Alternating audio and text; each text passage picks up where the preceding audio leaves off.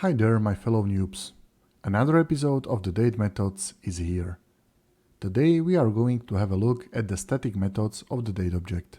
There are 3 of them and I will explain and showcase each of them one by one. Let's begin.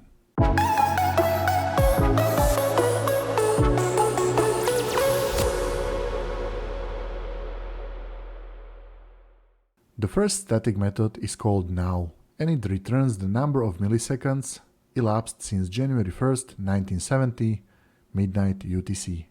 The return value is a primitive integer value. This method was specified in the 5th edition of the ECMAScript specification, so it is still possible that some ancient versions of browsers do not support it.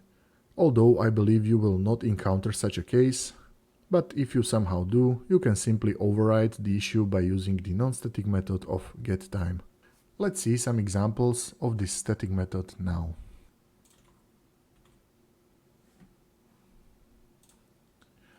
Some browsers, for example Firefox, provide reduced time precision when using dateNow method. What it means is that it offers protection against various timing attacks and fingerprinting by rounding the exact value to a certain precision. I checked in different browsers and Chrome does not provide such a behavior. You can see that you can get the same milliseconds even multiple times, I presume depending on the current load of the processor. Second static method is called parse, and as it stands from its name, its job is that it parses a string representation of a date. If it is successful, it returns the number of milliseconds since 1st January 1970, midnight UTC. If the parsing fails because the string is not recognized or the date contains illegal date values, the not a number constant is returned instead. This method is not historically very reliable, and until ECMAScript version 5, the parsing implementation was completely dependent on a vendor. It still is not quite unified to this day, but at least most common formats are parsable in each browser implementation. Officially, the simplified format of ISO 8601 should be supported by all the implementations, but fortunately the set of parsable formats is bigger than that. I will show all the cases I could come up with in the examples. As was mentioned before, the returned value is the number representing the milliseconds elapsed since the Unix epoch. Now to those examples.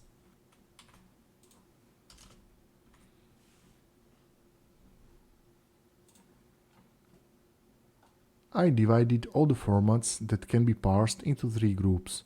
First one specifies only year, month and day. The rest is utilizing the default values. Interesting is that while the first format uses local time, the second one uses GMT UTC. In the second group are formats that also specify hours, minutes and seconds, but do not mention milliseconds. Situation is as follows. If the GMT time zone is not specified explicitly, the local time zone is used instead. It is also interesting to observe the strange behavior of parses. It processes shortcut GMT, but it cannot process UTC or any other time zone shortcut like CET. The last group also specifies milliseconds.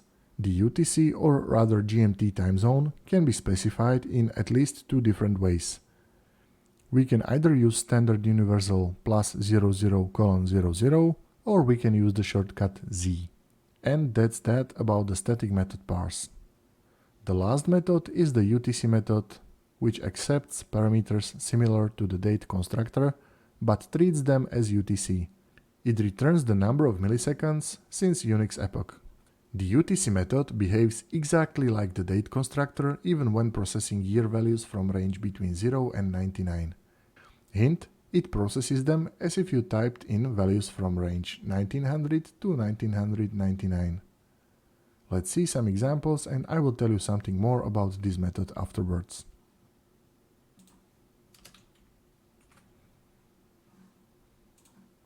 This method actually differs from the date constructor only in 2 things. First is that it uses universal time instead of local time. And the second is that it does return the number as a time value instead of the date object. If any parameter gets out of range for some reason, the method accommodates the value. So for example, if you type in 23 as month, it will increase year by 1 and then subtract 12 months from the value 23, arriving at the value of 11, which is then used as a value for month position. Pretty cool if you ask me. But that's all I got for you today. So I'm afraid that we will have to call it a day. Hope you liked it. As always, thanks for your undying attention, and I will see you next time with the methods that actually format the date object as we need.